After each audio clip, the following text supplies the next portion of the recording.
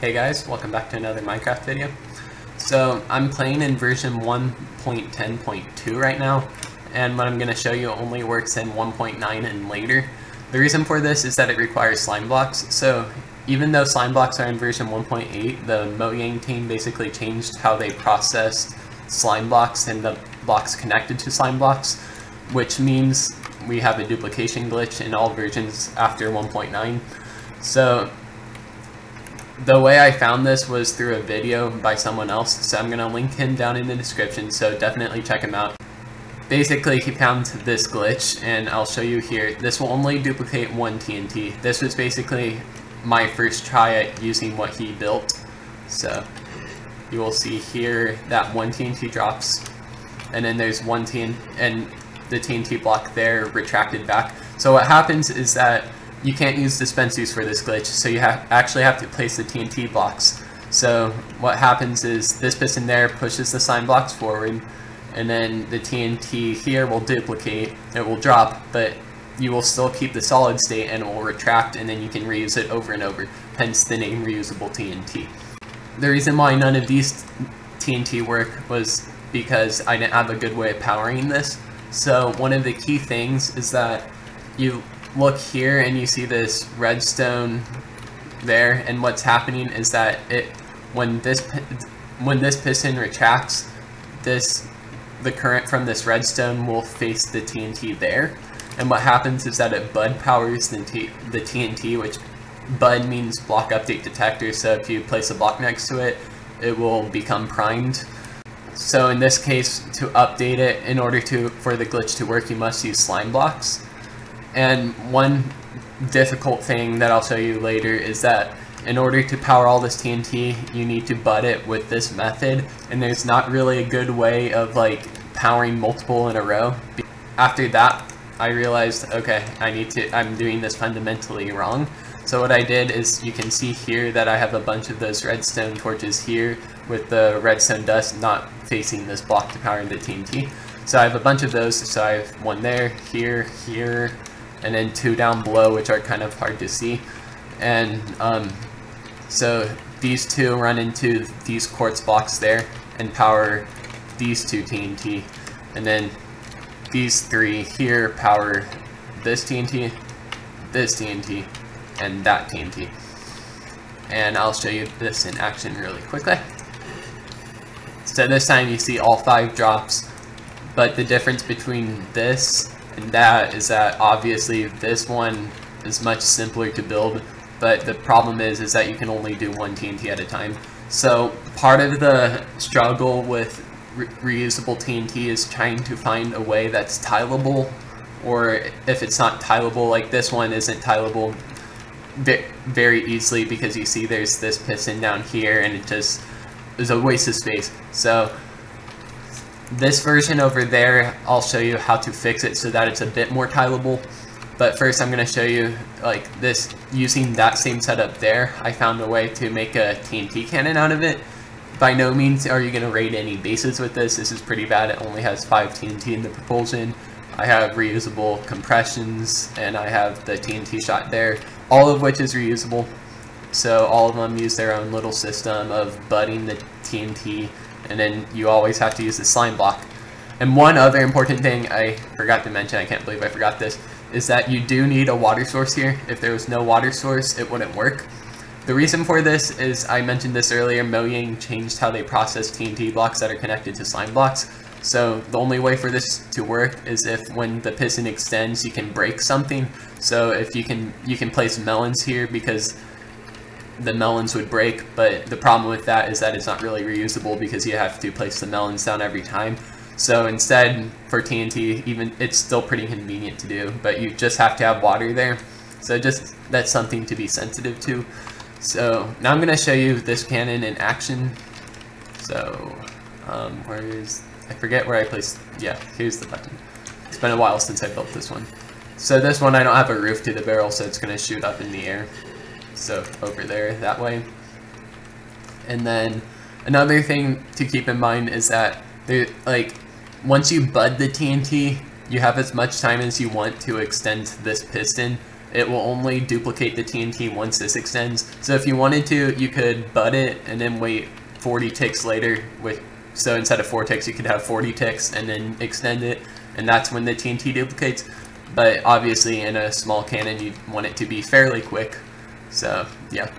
And now really quickly, just to show that this can actually cause some damage, I'm going to add a roof to this, and what you'll see is that it will destroy some of the ground. So let's fire really quickly.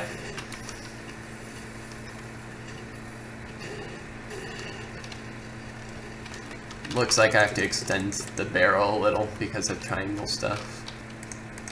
Let's try that one more time. See, okay, so it blows, and then you can just do this over and over again.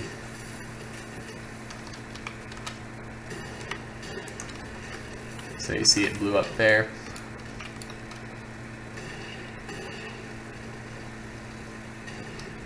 Looks like that shot didn't work for whatever reason. Let's try that one more time.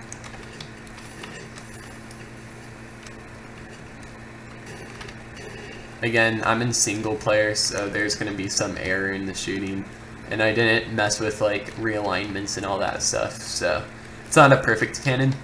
So then I started improving the concept because that only uses 5 TNT, so what I wanted to do next was find a way to fit more TNT. So this here holds about 40 TNT, which means for like it has like the power of a regular Leon basically. So see here, you can place, well, I don't have the TNT placed right now, so I could place TNT here, 1, 2, 3, 4, 5, yeah, so I can place it all on all of these, and then it should work. This is an older version. Yeah, so you see it all duplicated. And yeah, so one of the things that I learned from this design was that, look here, so this was a fundamental flaw, is that you can only use either this side or this side. You can never use both at the same time. So what I did is it's kind of like alternating, but just because I have to do a two block gap here just because I couldn't make it any tighter.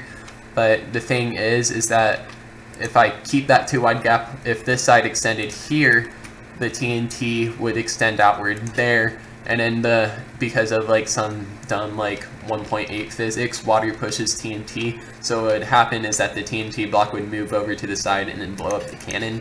So basically this propulsion was like a good idea, but I needed to fix this by adding one more gap. So that's what I did with this version over here. So we'll try to find a good way to get in here. So in this version, you can see instead of a 2-block gap, there's a 3-block gap, and it's more evenly spread out. So it alternates still, just because you, if I kept, oh, never mind. So I still alternate it, and it still has the 20 TNT capacity. So the only true difference between this one and this one is just it's a little bit taller, because since that version I only used a 2-block gap, this one I have to use a 3-block gap. So it's not as good in terms of space, but it still works flawlessly.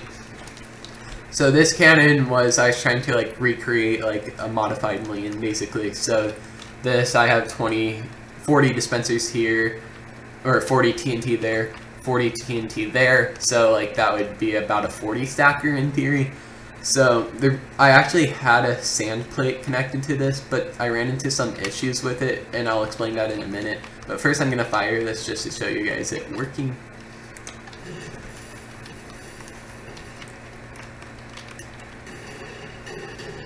So again, this is all reusable. So like this is the compression here. So these are the exact same propulsions, except I just used the structure block, which is a feature in 1.10, which is basically like world edit. So I world edited this part in here. So it's not like the most space efficient system, but because like you can see there's this huge gap right here, but like who cares, this is just an early version. So yeah, you could compress everything here, so like the hammer gets compressed against this ladder, and then this gets compressed over here. And I'm actually surprised how far these compressions work. I think that I'm not sure if these are glitches or like if there's some weird TNT physics changes, but I feel like the blast radius is a lot stronger, which brings me back to the sand plate issue. There's this like really annoying bug. So let me demonstrate it really quickly. So for those of you who don't know, and like it's either like 1.9 or 1.10, if a sand block falls on a ladder, basically it's an entity. So it's basically really easy to make sand plates in this version, to be honest, because you can just like put as much sand on here as possible. Just remember, sand despawns after 30 seconds. That's the only thing. So if you see, I break this and then the sand falls. So you can tell it's a sand entity. So what I'm going to show you really quickly is that when I fire this cannon, even though there's no exposed TNT, somehow the TNT force shoots through blocks and it will just launch the sand all over the place. And that's the only reason why I can't make this into a sand stacker right now, is because that happens, and it's like the most annoying. It's like truly really annoying, because I had this great sand plate for this cannon, but for some reason TNT force gets applied outside of blocks and it just totally messes up what I'm doing. Maybe it's a side effect of this being a dupe, I don't really know, but that's the issue. But just in case this is a bug, I'll do a quick jump cut and show you how I made my good sand compression. Okay, so I know this looks really simple, but it really works. It works really well. So the piston retracts, the sand all falls, and then the piston extends and pushes it out in one pulse. It's not laggy at all. It's really good. Like I know Minecraft has made some pretty bad updates recently, but this fence post, I wish this exists in like 1.7, because it would make sand plates way easier if that's all you had to do. And the reason why I don't need a piston right here is if you looked closely, the sand block kind of levitates above this. I'll show that really quickly. So you really only need like one piston per row. So you see how it kind of floats. So normally you'd, like for reusable cobwebs, you need a piston down here to like do 5 pulses. But with this, since it levitates a little, you can like, as soon as this like goes back to its normal state, it just pushes it out. It's like way better than reusable cobwebs. So that's pretty cool. I wish that was in 1.7, but it's kind of stinks. So that's what I was using before. So before I had this attachment like right about here, which explains some of this space issue. So like I could, if like TNT didn't push sand, like if TNT force wasn't applied outside of blocks as well, like I could have made this into a sand stacker.